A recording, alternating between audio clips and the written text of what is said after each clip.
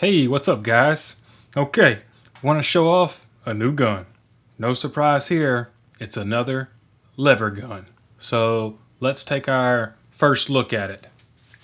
Here she is. This is chambered in 3030, of course, my favorite lever gun cartridge. And this is a used model, of course, with the serial date of 1980. And as you notice, this one has a gold trigger, and it has the straight stock, or Texan is what they call them. This one came with an old school Redfield scope, and this is a fixed 4-power scope. Okay, so bring it up so you can see Redfield, and then we got some Weaver mounts on here as well. The scope came on the gun, and I got it for a good price. I don't ever buy any lever guns really unless it's a pretty good price, although a couple of them have gotten me in the past because I just wanted them so badly I was willing to pay a overpriced amount. This one is the standard 20-inch model.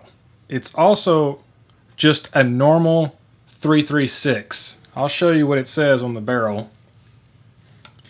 It says 1870 micro groove barrel model 336, and it doesn't have any other designation besides that: caliber 3030, North Haven, Marlin Firearms Group. It still has its iron sights, and it's hard to flip it, but it is a fold down buckhorn sight, which I like. I like it when they fold down. Of course, it doesn't really matter. The scope is right there blocking it.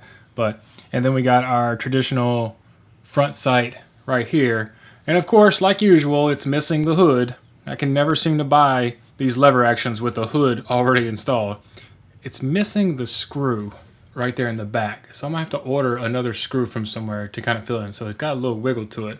Of course, I have no plans to remove the Redfield scope. This is just gonna be my one lever action that is scoped. So now I have choices. I can have iron sights on a couple of them. I can have a red dot on one of them, and I can have one that has a scope on it. What's unique about this scope, this Redfield scope, is that if you look down right here,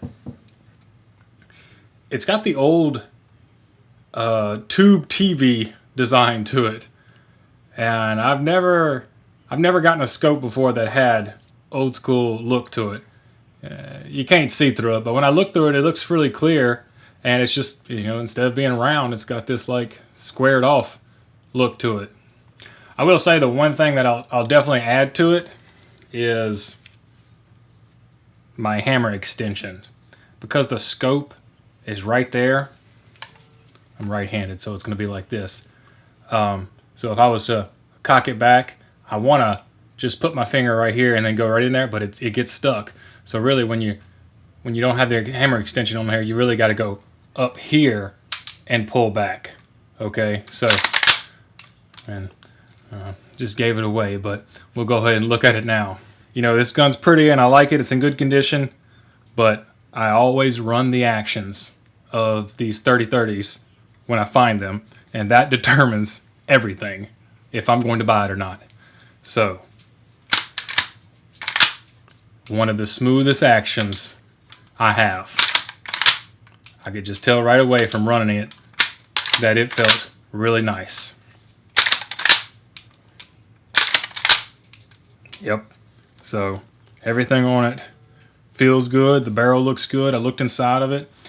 Now I almost have this model already, but the version that I have is the Glenfield. Okay, so this is my currently favorite 3030, and they're almost identical. Almost. The Glenfield's actually got a little bit shorter barrel, as you can tell. I'll kind of instead of lining them up from the butts, I'll line them up from right here.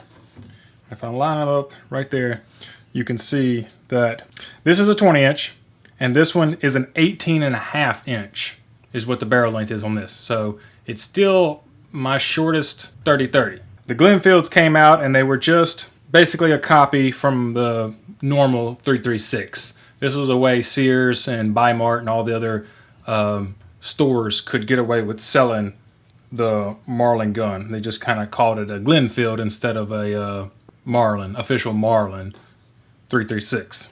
But as you can tell, the differences between them is no gold trigger, different wood, and actually the Glenfield's got a nice little inlay in the stock. I already had an action job on my Glenfield right here, okay? Because it didn't come the smoothest action in the world. I had the action job done, and the normal 336 right here is still smoother than my Glenfield is, even after the action job. So, you know, quality difference, yeah, maybe. I don't know. Maybe this one was just taken care of better than this one was. Who knows? But all I know is I got them now, and I really like the way the 20-inch action feels opposed to the Glenfield. So I might be taking this one out more than this one. Who knows? It's got the scope on it. I don't plan to take it off. So, you know, it's just a 4-power scope. It's not like it's way out there or anything. So you can still make relatively close shots with that. But I want to take it out to the range and see what kind of ammo it likes, and also see what kind of accuracy I can get out of this gun. Very curious about all that. Now, if I didn't show y'all, the serial date is right there. Okay, real quick, I'll show you some of the fit and finish on this official Marlin 336.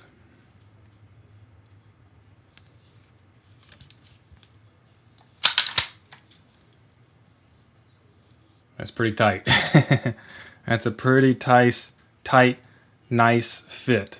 And considering this gun is from 1980.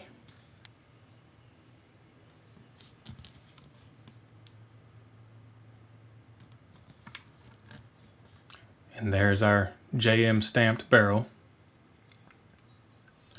And as you notice, this one does not have any sling swivel studs in either front or back.